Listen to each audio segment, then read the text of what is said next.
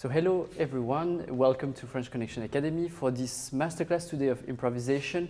So I will be teaching. I'm Jean-Baptiste Doulcet, French pianist and improviser. Teaching today with a violinist from Sweden, Ester Stålberg, that plays the violin but also do improvisation since a little while, I believe. We talked about it. And I'm very happy that we can also manage to have string players in the improvisation class, not only pianists, because it's of course it's a way of making music that has no limitation and no borders of any instruments. So today, to start, we will talk about different ways of improvising and how to challenge our musicianship to go out of our comfort zone, because often when we start to improvise, we do often the things we know works well, and then we have to dare and risk going beyond that. And taking risk is exactly the core of improvisation. It's about stepping in and daring and believing in what we do in order for people and audience to believe in it. I think it's a logical process, I would say. To start, I suggested to Esther to start with a score of existing music, pre-existing music that she's playing these days. It is, for this time, the first sonata for violin and piano of Prokofiev in F minor. So I think we will start with just improvising together from the score, from the real music, to a moment where it will develop into an improvisation. So hopefully you might not hear when we get to improvisation and what is Prokofiev. That's the goal, except if you really know this music well. So the idea is to see how we will use elements of the writing, elements of the aesthetic of Prokofiev, and to use that to transform it, to frame it in another way, and to be able to listen to each other, because we'll play together, let space to the other, react, and maybe reuse some material and find a way to end the music while we improvise. So being attentive to the fact that, okay, agreeing without saying to each other that, yes, maybe now it has to end. So we will start with making this process music and develop more and see what can be done from this material. Okay? Mm-hmm. Feel ready? Yeah. Yeah.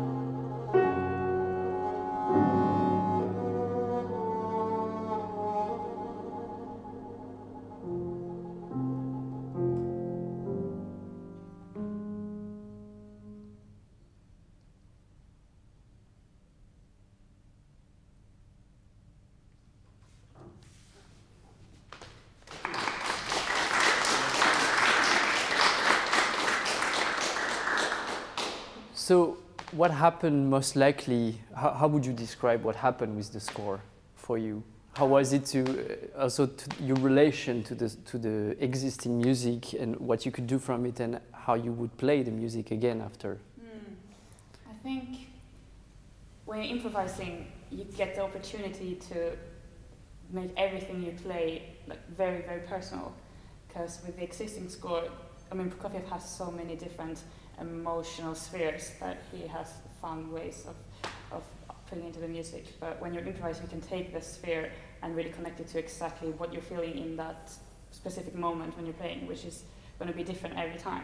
So what I think happens is that you can like twist and turn even deeper into the emotion that Prokofiev is already exploring.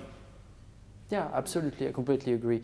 And the fact that we started with the existing music to doing something that did not exist and went back to it, I think it's very interesting for us musicians that we are actually, the magic of improvisation somehow is that we do the opposite, we do the reverse way than we do with the score. Because when we play the music, the repertoire, the score, yes, we do start by trying to play the music and we hope it's gonna sound good, actually. We hope it's gonna be nice and we work for that.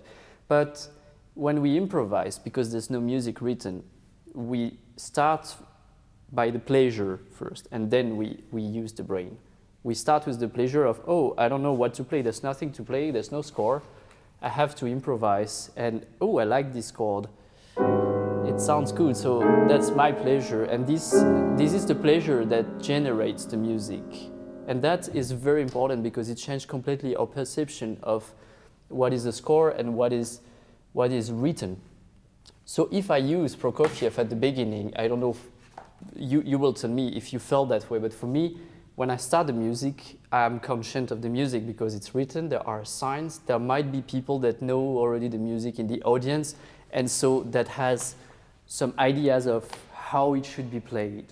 So I am very conscious of many factors. So I can play it well, but I will be conscious. And I guess when you will play a song, you will think about the way it sounds and etc. But did you felt what is the switch that happens in your brain and you're playing when you start to quit the music to go to your own music making? Do you feel there's a difference on the way you engage yourself with your instrument and the musicality? Yeah, I think when I really start to play freely without the music, I kind of forget that like there's an audience, or it's also a performance, and it just becomes me and Prokofiev, or me and Baptiste, and it's much more that like sphere that you can get like really lost in the best way. And it's also a new relation you will have with Prokofiev. So when you get back to the music afterward, you bring something home. It's like when you travel, you discover a new world, and you always bring a little something home when you come home. So now I will play again the sonata, and I will be conscious and maybe look at, okay, what can I improve to serve the music that is written, that I found myself in my own production on that music. So I think it's very interesting to think that, yes, when we interpret music, first of all, we have to read a score, and then most likely we will learn it by memory to already free ourselves from the score. That's already freeing ourselves. But you can go further. You can free even more yourself by doing your own music. It means there's never been a score, there's never been anything to learn. You're just producing like I'm speaking now, which is also a way of improvising when we speak. We have ideas of what we want to say, and it just go out because we learn this language, and it's just a translation. It just go. It comes at the same time that the brain is thinking of the idea. So the music is actually the same thing, but our translators are the fingers, or the voice if it's a singer. So we just use a filter to translate the idea. It's like an electric circulation that goes somewhere and creates that. So what I mean with that is that, of course, the improvisation then allows us to do absolutely whatever we want, because we are our own masters. There's no one behind, there's no composer that is waking up in their graves like, oh, you should not play like that, because this is only you and you, or you and me. So now let's see how from that perception, we can try to dare also getting further with the ideas of the music, and because we stayed a lot in this kind of muddy, as we said the other day, muddy tonality and way of writing the music, playing the music. Let's see how maybe you or me first, let's see, will really try to break it with an idea that we did not hear and that is not in the score. Something that suddenly surprised everyone, because we also want to be surprised, most likely, at some point. So maybe you will have the impulse to do it, or I will, and we'll see how we follow each other and how we can adapt each other to this new idea. Okay? Yeah. Sure. Maybe we can just take again just this beginning and yeah.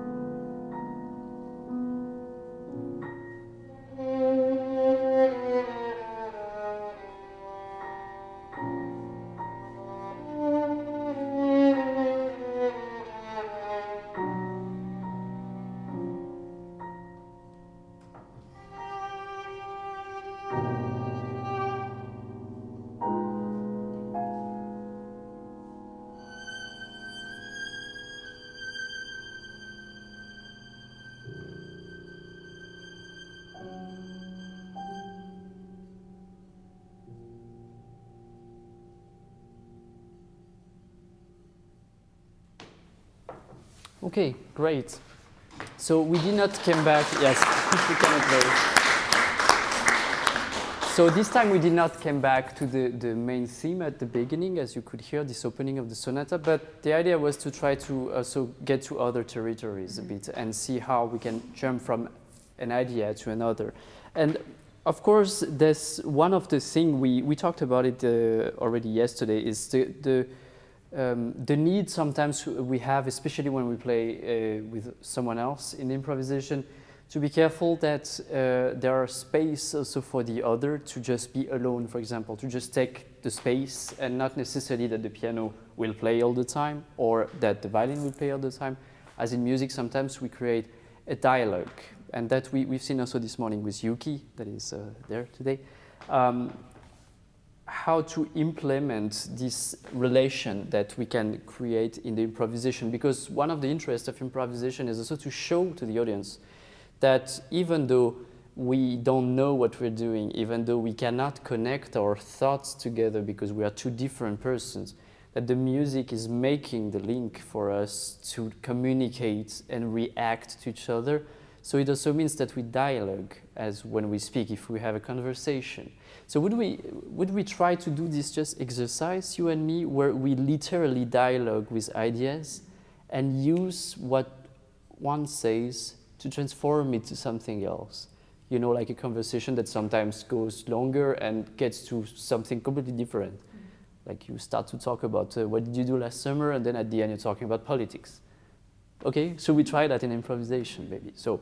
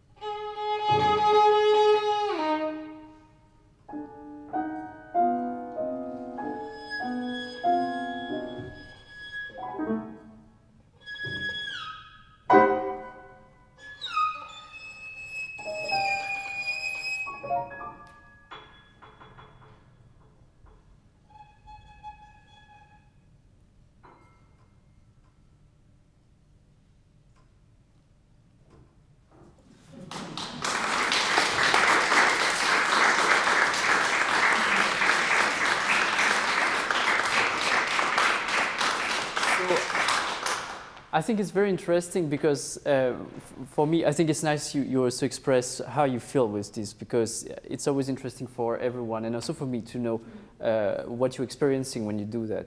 I think the idea with the dialogue can actually be very literal, because we, since we said that, I started to picture a real conversation where you tell yourself something and then it's really like a relationship with someone, and then you just yeah, you just disagree at some point and you just get mad, or you just get and you reconcile together because of something that has nothing to do with what you were talking about.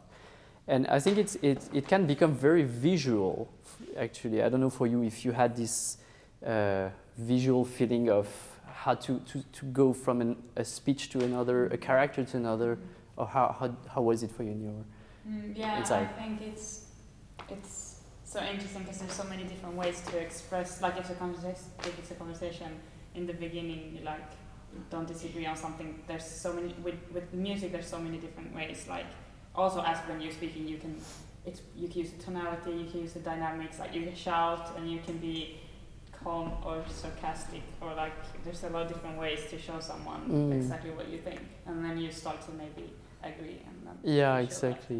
And I think it's, of course, in improvisation, but also in life, it's always more easy to disagree than to agree.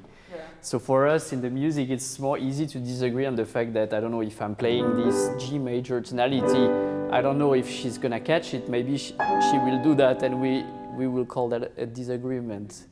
But then what happens for us improviser is how to make this, someone would call that a wrong note. But who says it's a wrong note because there's no music? So then maybe this, if it's not what you wanted and you feel, I'm not in the good harmonies, then I will make that an idea.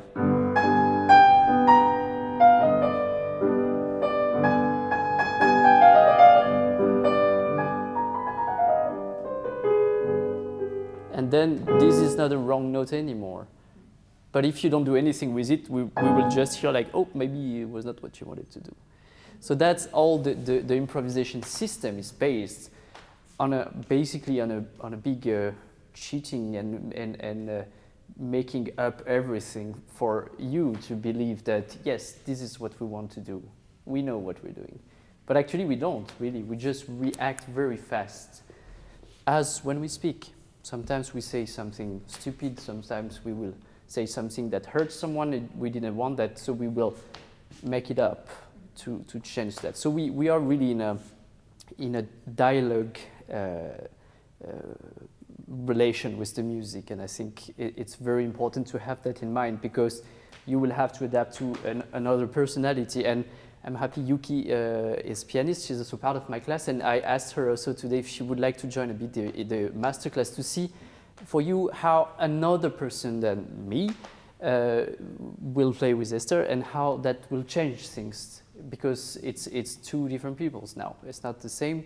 So how that changed improvisation, and maybe if you want to come and try out with Ester a free improvisation, une improvisation libre, on which, from what we've seen this morning, you can try to implement a melody in it that you will remember, to re-give it at some point in the improvisation, that then we feel you have a structure in your mind, even though you just use your memory and I will recap this theme. So, je disais juste un peu comme ce matin, si on peut faire une improvisation libre et vous pensez peut-être à une mélodie à un moment qui va revenir aussi, tu vois? Est-ce que tu es d'accord avec ça? I gave this morning because we worked together here, and we were all, of course, impressed by the beauty of these pictures and the paintings. And I thought, actually, exactly what we try to do with the music improvisation. We want people to understand that, yes, there is a structure somehow. If you look at that as a starting point, then you go there. Then you go there, which is a variation of that. And then you go there. This is the recapitulation of that. But it's not the same, but it's kind of the same. So if you have that in mind, you just, when we see that, we understand the unity of this room and of the paintings, even though that might not be the same lady, actually, I don't know. But the music, we will try to do a bit the same thing, how to use that as the structure for, you don't have to get inspired by the paintings, but just by the idea of the form. And yeah, make us understand that you know exactly what you're doing and that you have a theme and trying to surprise us, and we will talk about what happens, okay?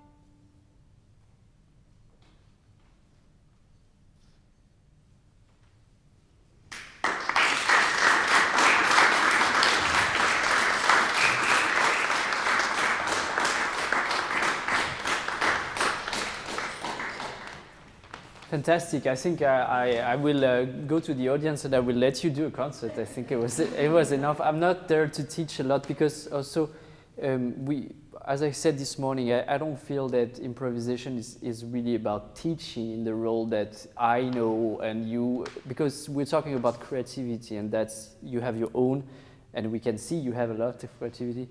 And it's just about trying to find some paths to sometimes challenge, force yourself to maybe open a new door and look what's behind, maybe to use in your improvisation skills. But I mean, what I like a lot with Yuki is that who could tell, like she came the first time and she was really polite, very, very nice. And then she comes to the piano and she has this wild creativity and you go everywhere. I really like that because you're not scared. This morning she just asked me politely, but can I touch the strings in the piano? Can I do things? I was like, yeah, of course, please do so. And now she's really using the wood and different sounds that also can be part of the idea of the music. And I think it's really, really nice you there doing that because once again, why not? Why limiting? And the music was still very beautiful and you both went to different states and aesthetics, and yes, doing that also gives Esther the space to try out new kind of sounds with the violin. And we are interested by that because we never heard that before. That's a new side of Ester, and that's also another side of Yuki you're showing in this improvisation where, yes, we could relate to these two paintings, let's say, from the beginning and the end. And that can be actually enough for us to believe in the fact that, yes, this is a piece of music, it's official, it's not printed, that's all. And that's what we're trying to do every time with the improvisation. So now, can we try, as we spoke about these paintings. Also, Yuki, you can stay with us. That we will try to explore, also with Ester, some style that are related to a special aesthetic, let's say something impressionistic like Debussy or Ravel or this kind of atmosphere, because these paintings for me evocates a lot of sensation and colors and nature feelings. So how could we try to translate that in music if we were about to do it? So of course, I guess the aesthetic of Debussy and Ravel could be a solution. And then the question is, how do we do that with the harmonics? How do we do that also together? So good news is that this music is a lot of different harmony mixing together in resonances. For example, I can start with the bass of a very simple chord in G major, but you can add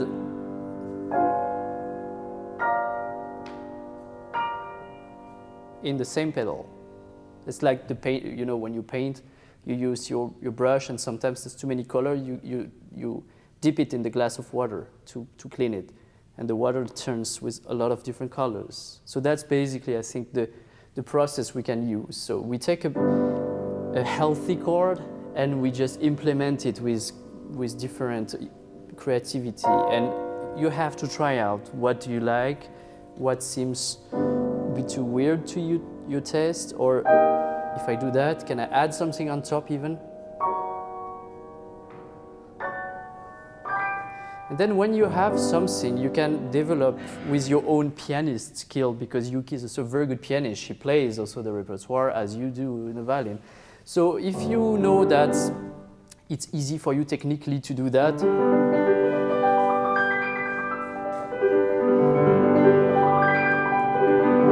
it's just the same chord actually. And you mix it.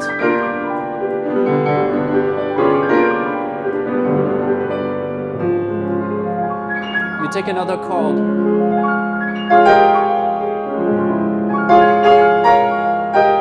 And you just mix the colors you want in that, right? Is this something you would like to try and see with your own skills? How does that sound, and what can you... The idea is that you feel that it's easy.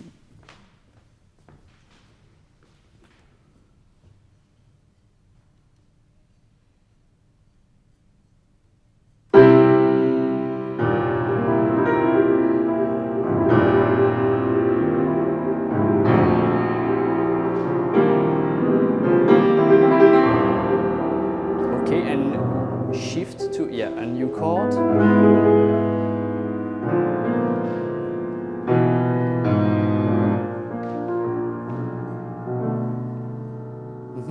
Yeah, why not? So for example, we can observe that you can have the relation of two simple chords like E major to another simple chord of, for example, B flat. This is actually quite impressionistic. So you can explore that yourself, like where could that go to be in the aesthetic of what I'm looking for? Maybe this or maybe this.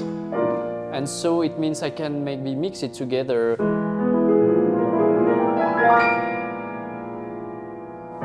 And then, as you did very well, you use your skills, and then we just think like, wow, how does she do that? But it's just, you just take these and you unfold the ribbon with your own skills.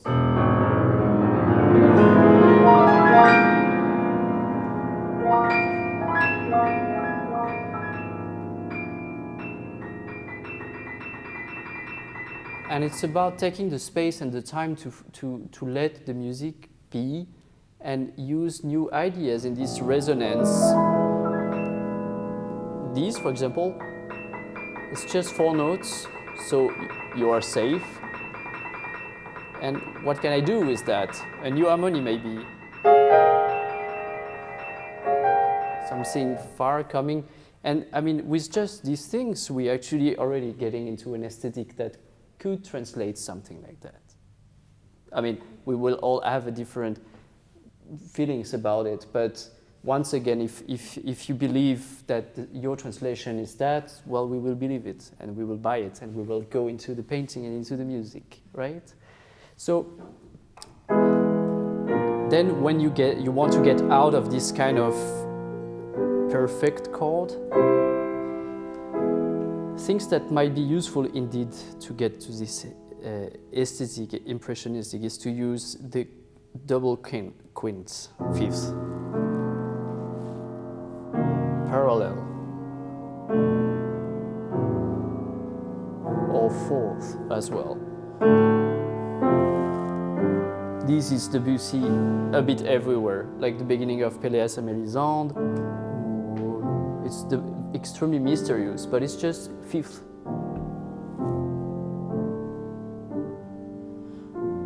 It's in the forest in Pelléas and Mélisande. That's the way he described the forest. It's just very deep quint with the strings.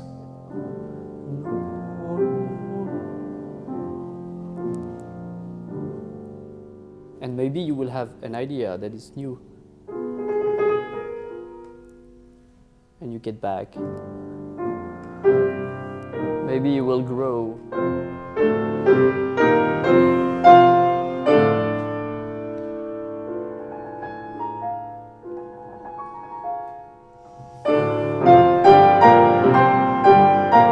And find a flow and a movement that makes us follow you.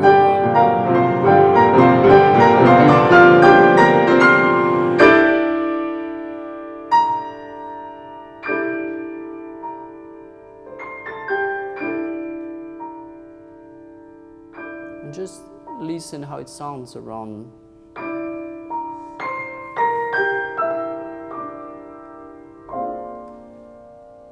And transpose this, if you like it, then often what Debussy or Ravel does is like they copy it.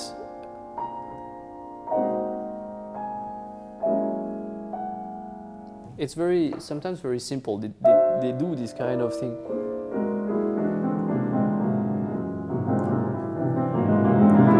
They use some pattern things that sounds good to their taste, and they develop it and they play with it as a matière, first of all, not necessarily as melodies all the time. And so this is also a new way of improvising that you can really use. For you, Esther, it's actually the same question, how harmonically the violin can also do this kind of thing. So of course you can break the chords. Then what kind of chords can you use now to be more in the aesthetic of this impressionistic? Can you try actually something that you would feel like it?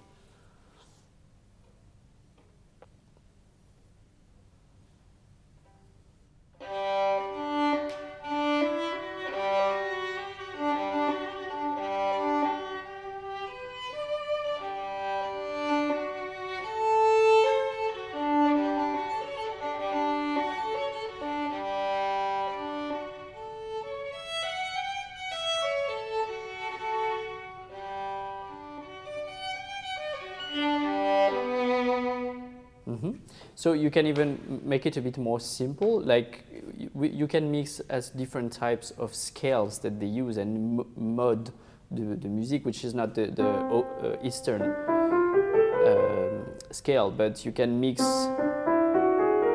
So already this is a matière that you can use for just as a scale already, or you can also do it by third.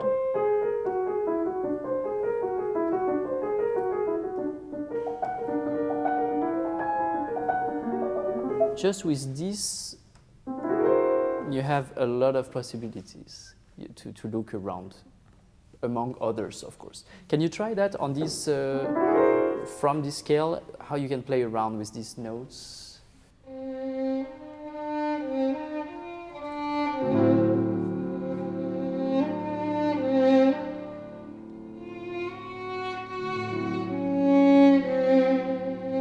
Can you try to stay for the moment with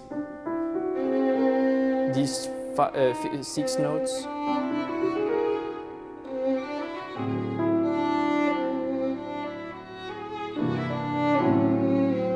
Yeah, no, maybe for now avoid the C sharp. And I will be around with you.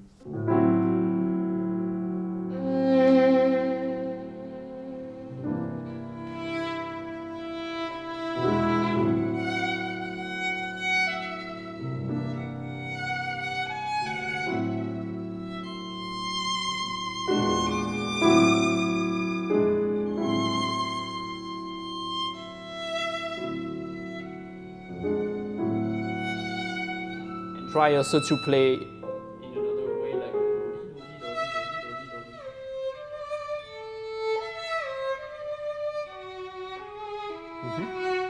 And can you try to get an ostinato, something that goes in a cycle, for example? Okay.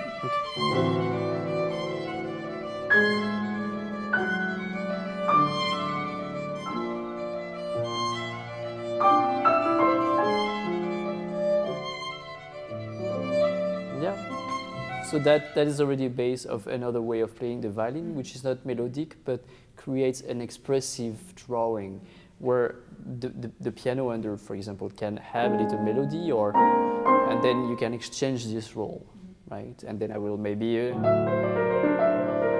you can sing on this, see, or else you can just break the chords, something like that. Should you try together maybe now? So of course take the time to explore, but maybe for now you can try to stay on one scale or around that and see what happens and how you can vary the use of this scale together. For example, breaking the chords or just singing a melody or having a loop or playing also pizzicato also, why not on this? So just pick a scale that is not the same. Yeah, just pick one, or F or a G, whatever.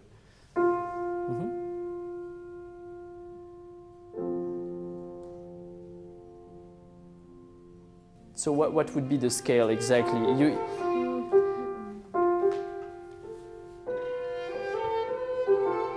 Yeah, you can have a modal scale like that.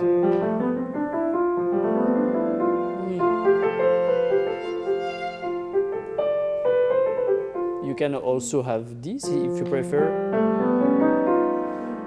which is a bit more intriguing, but why not? You choose one and you play around with it.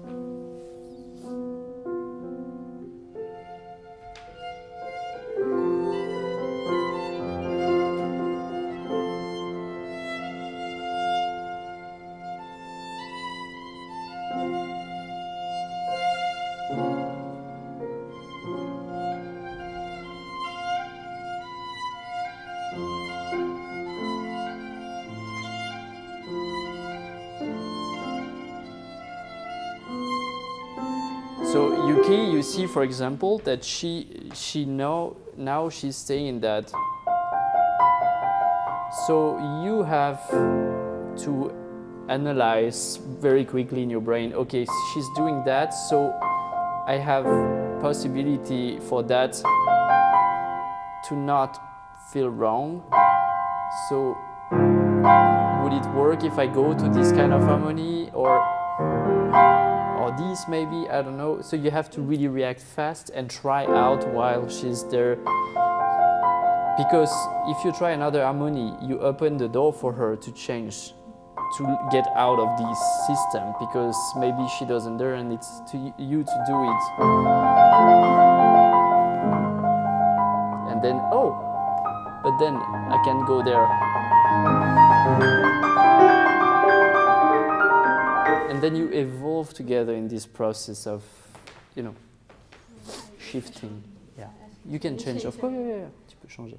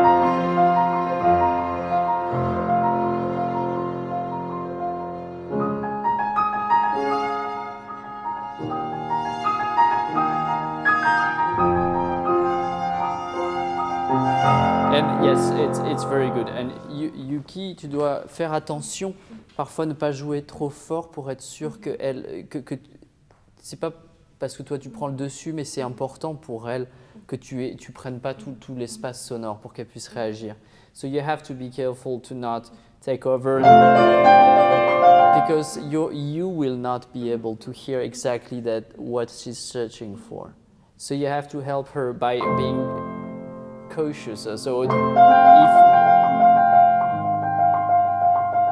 it's not about looking at each other necessarily, but it's about really being aware that the sound has to communicate together. Because I felt suddenly you went into something a bit individualistic, a tiny bit, un petit peu individuel juste à ce moment-là avec le son. Peut-être maintenant avec Esther, we can. I'll try to let you develop more of these kind of harmonies, but I will just play chords actually that move to each other, and we see how from a chord, when I change, you will react to it with new notes that are part of it or added, but also you can influence me to change, right? And see how these, we're kind of looking at the loop now, how does it work exactly, to look at this process from inside, okay? You can start maybe something, just a melody or whatever.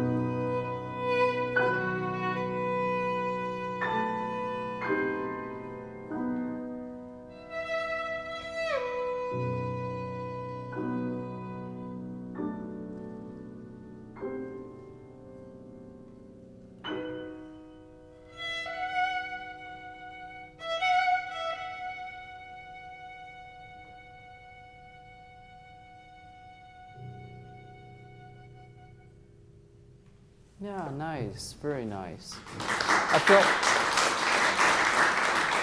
I think it's typically what can happen when you really let the space to listen to what can happen, and in just an harmoniculation. And I felt like you were very, very reactive and sensitive about it. Tu as entendu aussi comme elle réagissait beaucoup aux propositions harmoniques et comment aussi elle m'a donné des idées harmoniques. I think it was very, but it takes a lot of course, a personal exploration. Also because nous, les pianistes, il faut quand même se rappeler que c'est plus difficile pour eux que pour nous. It's more difficult for them than for us because we have, I was going to say we have 10 fingers. You do have 10 fingers, but I mean, we have 10 fingers that those 10 notes, if we want, like, so it means that she has to react that what notes are there.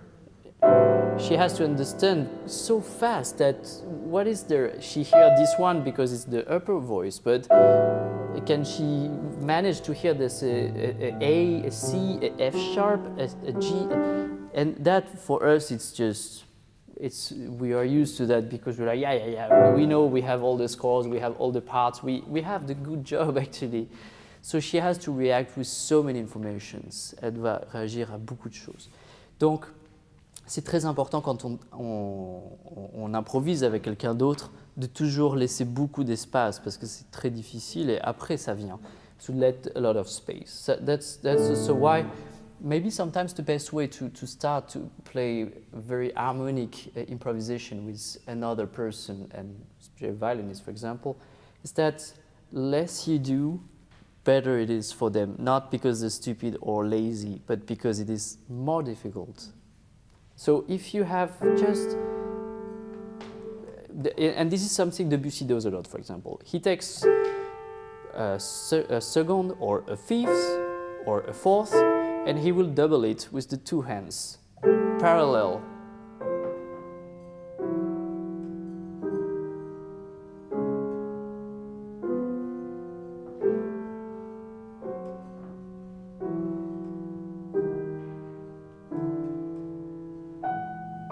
And on that, there's a singing.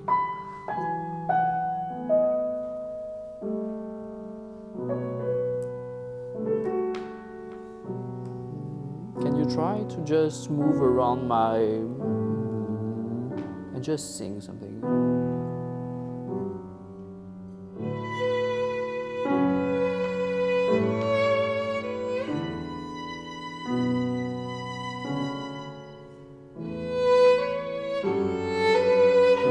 Parce que là, tu donnes de la clarté, tu vois.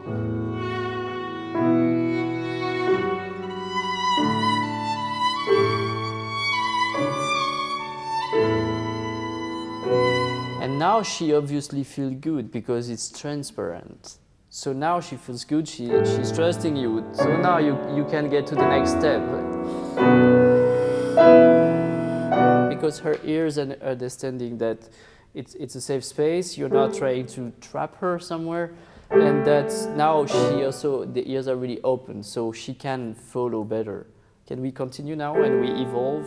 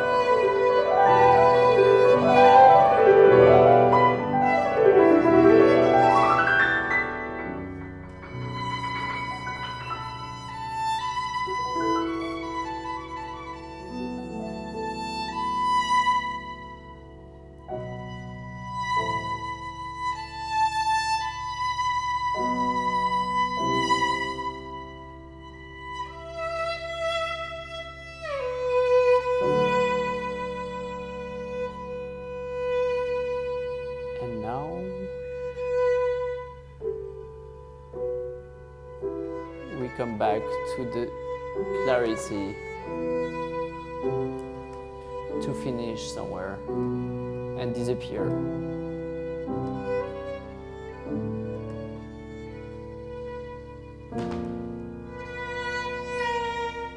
And yeah, that's interesting, because now I'm provoking you with these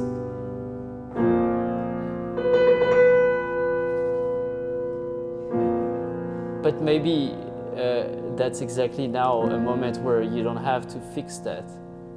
We're just catching now the audience, like, what's gonna happen?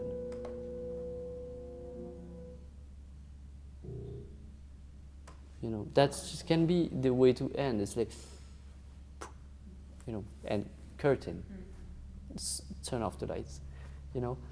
So that, of course, I'm learning also you how to react and fix things sometimes, but of course that's the magic of improvisation, is that you can create a lot of rules if you want, but there's many things that will say the opposite, and you will find a lot of reasons not to do the rules. But I mean, it's true in music all the time. We teach you that when you take harmony lessons, that these, in Mozart or anything you write, you should never do fifths, parallel fifths.